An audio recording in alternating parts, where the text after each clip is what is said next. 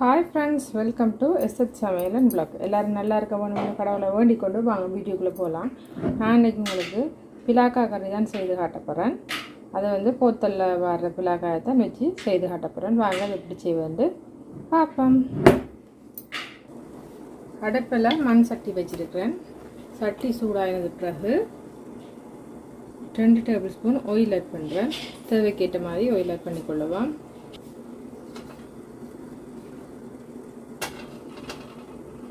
எண்ணெய் சூடாகினதுக்கு பிறகு கொஞ்சமாக கடுகு, கொஞ்சம் சின்ன சீரகம், கொஞ்சம் பெருஞ்சீரகம் ஆட் பண்ணுறேன்.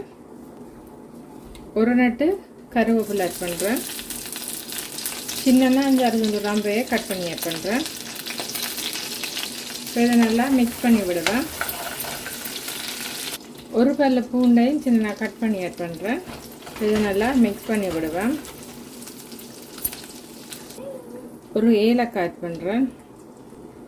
2-3 துண்டு கருவேப்பட்டை ஆட் பண்ணுறேன். ஒரே ஒரு கிராம்பு ஆட் பண்ணுறேன். நீங்கள் எடுக்கிற அளவுக்கு ஏற்ற மாதிரி பிலாக்கா நீங்கள் இந்த மசாலா சாமானை கூட்டி குறைச்சி கொள்ளுங்க. ஒரு மீடியம் சைஸ் பெரிய வெங்காயத்தை ஸ்லைஸாக கட் பண்ணி எடுத்துருக்கேன். அதையும் இதில் ஆட் பண்ணுறேன். இந்த வெங்காயம் நல்லா வதங்கட்டும்.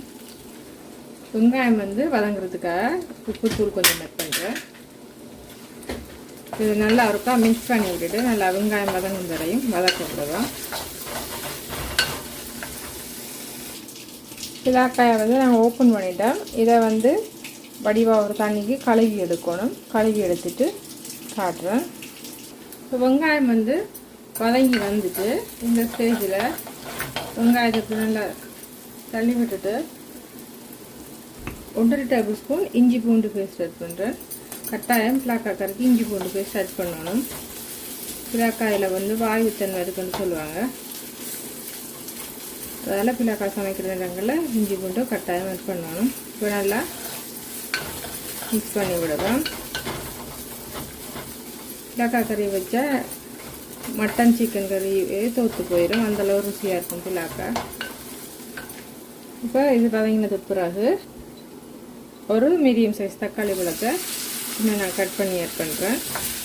இதையும் நல்லா மிக்ஸ் பண்ணிவிட்டு தக்காளி பழம் நல்லா வதங்கட்டும். பிலாக்கா வந்து வெட்டுறதான் கஷ்டமே ஒழிய, ஆனால் கறி வந்து நல்ல சுவையாக இருக்கும். நான் வந்து போத்தலில் உள்ள பிலாக்காய் என்ற வடிவா தோலெல்லாம் சீவி வர்ற வடிவா எனக்கு அந்த வேலை இல்லை. நான் வந்து பிலாக்காயை கழுவி எடுத்துட்டேன். இந்த பிலாக்காயை ஆட் பண்ணுறேன். இப்போ கேனில் வர பிலாக்காய்கள் வந்து எப்பயும் ஒரு உப்புத்தன்மை ஒன்று இருக்கும்.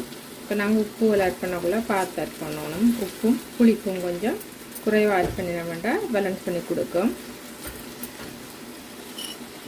இப்போ குழம்புக்கு தேவையான அளவுக்கு குழம்பு மிளகாத்தூள் ஆட் பண்ணுறேன். நான் 3 டேபிள் ஸ்பூன் குழம்பு மிளகாத்தூள் ஆட் பண்ணுறேன். தேவையான அளவுக்கு உப்பு கல் ஆட் பண்ணுறேன். நாங்கள் வெங்காயம் வதக்கினா உப்பு போட்டுனாங்க. பிலாக்காயிலையும் வந்து ஒரு உப்புத்தன்மை இருக்குது. அதால் நாங்கள் வந்து உப்பை பார்த்து தான் ஆட் பண்ணணும். நாங்கள் ஃப்ரெஷ்ஷாக வந்து வெட்டி சமைக்கிற பிலாக்காயில் உப்புத்தன்மை இருக்காது. இது போத்தல்களில் வரபடியாக உப்புத்தன்மை இருக்குது. அதுக்கேற்ற மாதிரி நீங்கள் அட்ஜஸ்ட் பண்ணி கொள்ளுங்க. தேங்காயில் 2ஆம் பால் 3ஆம் பால் எடுத்துருக்கிறேன். தேவையான அளவுக்கு ஆட் பண்ணுறேன். வெளிநாடுகளில் இருக்கிறார்கள் கேனில் உள்ள பிலாக்கா பாவிக்கிறீங்கன்னா புளியும் வந்து கொஞ்சம் குறைவாகவே விடுங்க. உங்களோட புளிப்பு உரைப்பு எல்லாம் உங்களோட தேவைக்கேற்ற மாதிரி போட்டுக்கொள்ளுங்க. இனி இதை நல்லா மிக்ஸ் பண்ணி விடுவேன். கேனில் வர பிலாக்கா உடையும் வந்து நீங்கள் நினைக்க தேவையில்ல. அப்படி கல் மாதிரியே தான் இருக்கும். கல் மாதிரி கட்டியாகவே தான் இருக்கும். துண்டு துண்டாகவே இருக்கும்.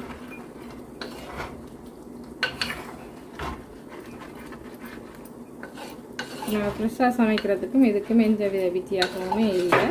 ஆனால் உப்பு புளியை மட்டும் கொஞ்சம் பார்த்துக்கிட்டா சரி. ஏண்டா உப்புல பதப்படுத்தி வர வடிவா நாங்கள் அதுகளை கொஞ்சம் குறைச்சா சரி. இதை நல்லா மிக்ஸ் பண்ணிவிட்டு இதை நல்லா பிரட்டெல்லாம் தான் வைக்க போகிறேன். பிரட்டி வைப்பேன். கொதிச்சு விரட்டு நல்லா. இனி இதை மூடியை போட்டுட்டு கொதிக்க வைப்பேன். நல்லா கொதித்து வற்றி வரட்டும். இது கொஞ்சம் பிரட்டலாக இருந்தால் தான் கறி நல்லா இருக்கும். சிலருக்கு தண்ணி பிடிப்பாக பிடிக்கும், எங்களுக்கு பிரட்டலாக இருக்கிறதான் பிடிக்கும். ஓகே, நீ கொதிச்சது அப்புறம் பார்ப்போம். இப்போ குழம்பு வந்து நல்லா கொதிச்சு கொண்டிருக்கு. இந்த ஸ்டேஜில் வந்து கரம் மசாலா பவுடர் ஆட் பண்ணுறேன். இதை வந்து நல்லா மிக்ஸ் பண்ணி விடுவேன். மிக்ஸ் பண்ணி போட்டு அடுப்பை ஆஃப் பண்ணி விடுவோம்.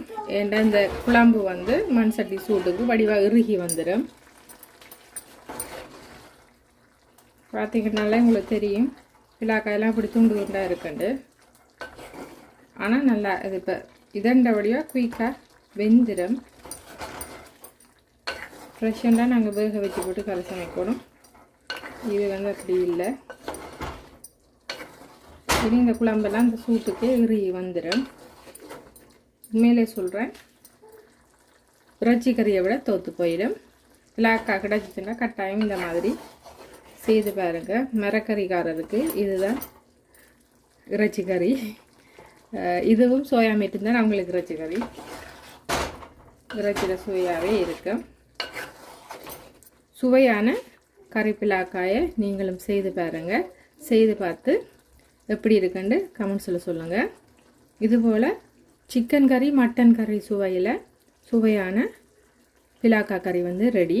இதுபோல் நீங்களும் செய்து பாருங்கள். செய்து பார்த்து எப்படி இருந்துட்டு கமெண்ட்ஸில் சொல்லுங்கள். இது வரைக்கும் என்னோடய வீடியோ பொறுமையாக பார்த்து எனக்கு கமெண்ட்ஸ் பண்ணி ஆதரவு தர அனைத்து நல்ல உள்ளங்களுக்கும் ரொம்ப ரொம்ப நன்றிகள். இன்னும் ஒரு இன்ட்ரெஸ்டான வீடியோவில் நான் உங்களை சந்திக்கிறேன். அது வரைக்கும் பாய்.